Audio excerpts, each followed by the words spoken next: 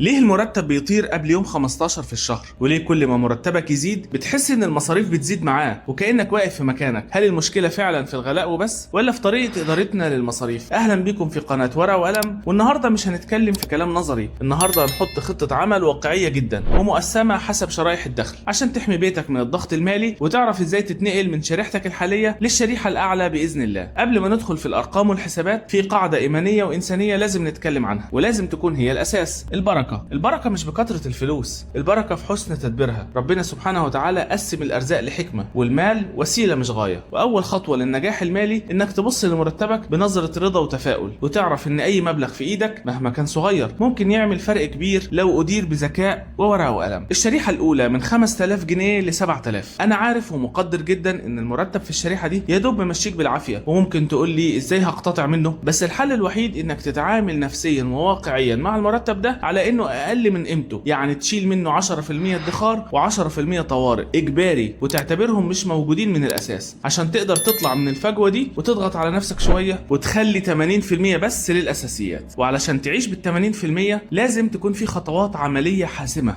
ولازم تطبقها. اولا، بلاش شراء بالقطعه، انزل هات خزين بيتك جمله مره واحده في الشهر عشان توفر. تاني حاجه، تقطع المطاعم والاكل من بره تماما. تالت حاجه، بالنسبة للبروتين مثلا، تظبط ميزانيتك بحيث تعتمد في أيام كتير على البقوليات والبدائل الاقتصادية المغذية بدل ما العجز يربكك. 10% اللي هتدخرها هنا مش للركنة، دي بذرة مشروع بسيط تشتغله بعد الظهر عشان تزود دخلك، بس بحاجات تمس الواقع وتجيب مصاريف فورية، زي مثلا إنك تشتغل على توك توك، أو تجيب موتوسيكل يشتغل دليفري، أو حتى تربية شوية فراخ فوق السطح، أو أي مشروع منزلي بسيط، لأن شعارك هنا هو الضغط المؤقت والعمل الإضافي عشان تقفز للشريحة اللي بعدها. الشريحة الثانية من 8000 ل 12000 جنيه. هنا الدخل بدأ يستقر نسبيا، لكن الخطورة هنا هي الوقوع في فخ المصاريف الهامشية اللي بتسحب المرتب من غير ما تحس. والهدف هنا هو بناء أمان مالي حقيقي وتأمين بيتك. هنوزعها 60% للأساسيات تغطي بيتك وبكرامة وراحة، و20% ادخار واستثمار تقسمها بين صندوق طوارئ يغطي مصاريف 3 شهور، والجزء الثاني تشتري بيه ذهب أو أصول حفظ قيمة، و10% لجودة الحياة أو خروجات بس بدون مبالغة، و10% تاني لتطوير ذاتك ودخلك. احذر من تعظيم مصاريفك لمجرد ان مرتبك زاد شويه، واي زياده بتجيلك ادخل بيها فورا في خانه الادخار والتطوير قبل ما تعود نفسك على مصاريف اعلى. الشريحه الثالثه 15000 جنيه ل 20000 جنيه. المشكله عندك مش بتكون في قله الفلوس، المشكله بتكون في فخ تضخم نمط الحياه، اقساط عربيه او سكن مكلف او مصاريف ملهاش حصر. الهدف هنا هو تحقيق الاستقلال المالي وبناء اصول تدخل لك دخل منفصل عن وظيفتك. هنوزعها 50% اساسيات وجودة حياة، و30% استثمار فعال في عقارات أو أسهم أو مشاريع قائمة، و20% ادخار وأمان للمستقبل. النصيحة الذهبية هنا إنك تعيش ب50 إلى 60% بس من دخلك وتستثمر الباقي. الفكرة مش إنك تصرف كل اللي بتكسبه، الفكرة إن الفلوس هي اللي تبدأ تشتغل